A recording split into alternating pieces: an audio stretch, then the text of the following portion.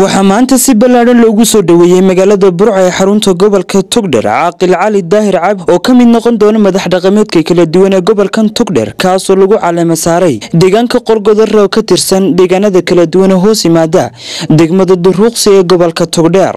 Caaqilkan iyo sidoo kale xubnaha ku wehelinayay socodkiisana ayaa waxaa si ballaaran u soo dhaweeyay dadweyne kala duwan kuwaas oo isugu jira haween, dhalinyaro, madax dhaqameed iyo sidoo kale waxgarad kala duwan. waxaana ugu horeyntii munaasabadan ballaaran ee soo dhaweynta hadallo kala duwan ka soo jeediyay qaar ka mid ah aqoon-yahanka murashaxiinta xildhibaanada golaha deegaanka iyo sidoo kale aqoon-yahano kala duwan waxaana si ballaaran u soo dhaweeyeen caaqilkani. waxaanu ku soo dhaweynaynaa Caaqil Cali Daahir Cabdi oo ku soo biiray uqaasha Somaliland, ku soo biiray uqaasha Garxajis iyo uqaasha Habaryoonis, uqaasha Xirsi Cismaan, uqaasha Saciid Xirsi, uqaasha Gaashaanbuur, Saciid iyo Muumin.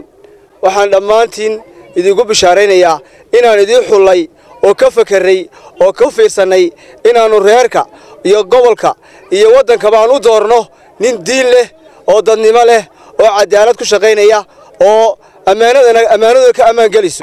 waxaa caaqilka nagula caleema shubay uqaashii hore ee ahayd beeshan hogaaminaysay inamadiisii oo xaq u lahaa caaqilnimada ayaa waxay door bideen inay reerkooda maanta dhisaan caaqilkoodana ay ka dhigtaan Cali Daahir Cabdi. Cali Daahir Cabdi waanu in badan baanu fadhinay magaalada la yiraahdo Qorgodare isagaanu beesha u dooray isagaanu ku caano shubnay waxaanu Ilaahay ka rajaynaynaa inuu Ilaahay xilka u fududeeyo. shirweyne ballaaran oo muddo wiiga ka socday magaalada Qorgodare waxaanu go'aan ka soo baxay haddii aan nahay beesha Saciid Waqooyi shirkaas inaanu ku caleema saarno Caaqil Cali Daahir oo beeshuna sida uu caaqil ugu noqon doono.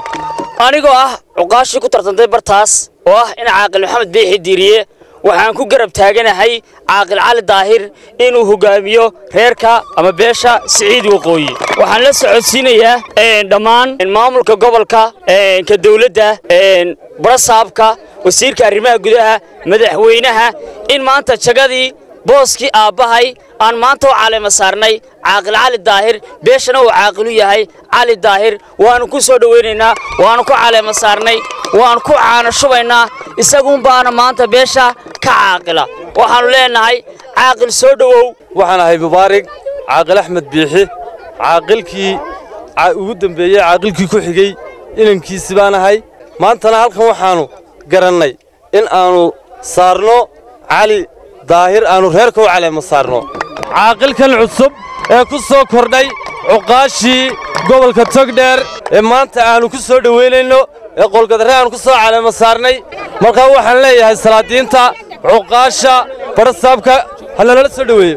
ugu dambeyntii waxaa halkaas hadallo kala duwan oo mahadcelin iyo sidoo kale ballan qaadab halkaas ka soo jeediyay Caaqil Cali Daahir Cabdi waxaana uu yiri waxaan aad iyo aad ugu mahadnaqayaa dadweynaha reer Burco ee dhammaantood rag iyo dumar iyo dhalinyaro iyo waayeelba leh iyo madax dhaqameedba ee halkan igu soo dhaweeyay magaalada koonaheeda aad iyo aad baan ugu mahadnaqayaa. waxaan halkan beesha la caleema saaray iyo lay doortay iyo beelaha kale Somaliland dhammaantoodba waxaan ku maamuli doonaa sinaan iyo cadaalad haddii Alla ka dhigo.